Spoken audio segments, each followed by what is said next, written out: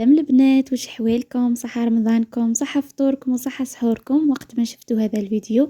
مرحبا بكم في قناتكم أستيس شاوية. شوفوا اليوم راح نحضر معاكم طبق بزاف اقتصادي اللي هو طاجين جبن بدون فيونداشي، ساهل ماهل ويوجد فيه وقفات. شوفوا اول حاجة عندي هنا ربع تاع صدر تاع دجاج، راح نحطه في الاشوار ونرحيه مليح. من بعد نجيب مقلة نحط فيها هذاك الربع تاع صدر اللي رحيته. راح تقولوا كمية قليلة، مي والله راح يجيكم زاكي ويكفي العيلة كامل. نزيدو معاه نص حبة تاع بصل نكونوا مربينها مليح، والنص الباقي نخلوه باه نديرو به لاصوص. هذا الطبق والله يجي بزاف بنين، لازم عليكم تجربوه في هذا رمضان. كما قلت لكم اقتصادي، كما دركا تشوفوا الغلاء لازم علينا نشوفوا وصفات يكونوا اقتصاديين. شوفوا بالنسبه لي زيبيز عندي راس الحانوت، راح نحط مغرفه صغيره من كل حاجه. هنا عندي من راس الحانوت كما قلت لكم. نحتاجو ثاني كزبر مرحي، نحتاجو ثاني فلفل اسود حتى هو مغرفه صغيره. ليسونسيال كل شيء مغرفه صغيره مغرفه صغيره.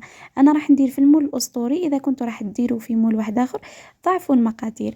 هنا زدت مغرفه تاع الملح وشويه زيت ونرجعه فوق النار ونخليه يتقلى. اكيد ما تنسوش ديروا الكركم.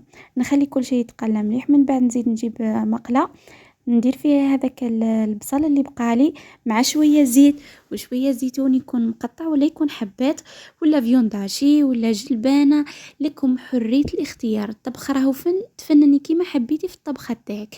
نزيد نفس لي زيبيس اللي درتهم في الدجاج تاعي. نخلط كل شيء ونحطهم فوق النار ونزيد الملح ونخليهم يتقلوا مليح مليح، ومن بعد نمرقهم بكاس ولا زوز تاع الماء ونخليهم يطيبوا في غرضهم. من جهة أخرى المكون السري اللي راح يزكي لكم الطاجين تاعكم اللي هو الروز. كنت مغلية شوية روز، نزيد 5 ولا 6 مغارف تاع الروز نحطهم في الأشوار ونرحيهم شوية برك، يسمى ما نرحيهمش خلاص، باه من بعد نزيد معاهم هذاك الدجاج.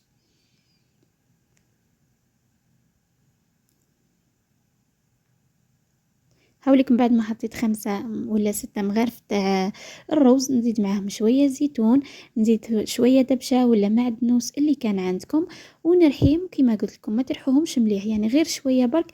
ومن بعد نزيد عليهم هذاك الدجاج اللي كنت طيبته، ونعاود نرحي كل شيء مع بعضه باه كل شيء تخلط مليح مليح.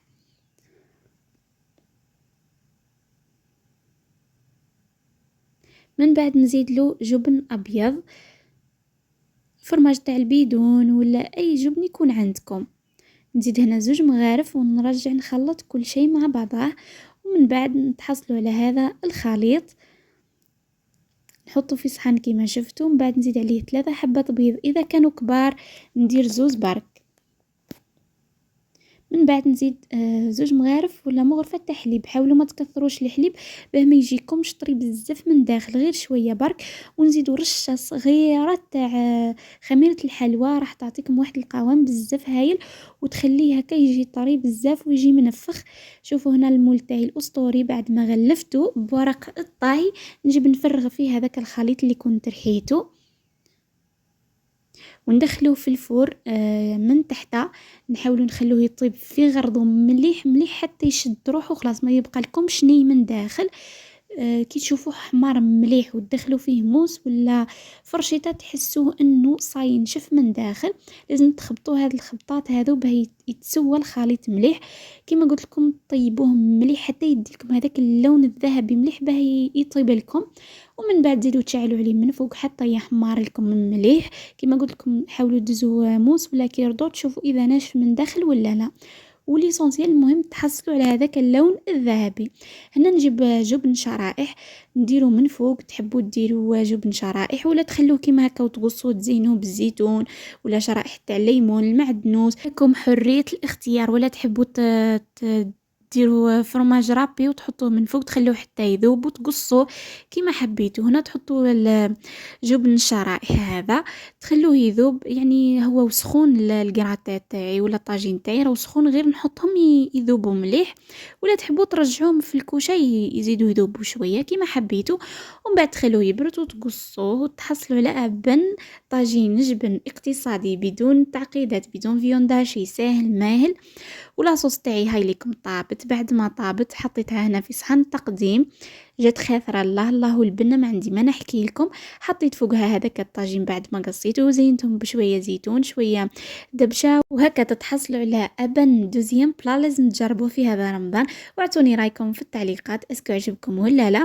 واللي لحقت هنا معنا حبيبتي ما تنسيش انك تشتركي في قناة أستيس شاوية وتضغطي لي على هذاك الجام الصغير وتفعلي زر الجرس هكا باه يلحقوكم كامل وصفاتي الاقتصاديين وسهلين أكيد. وإلى الملتقى إن شاء الله في فيديوهات قادمة. سلام.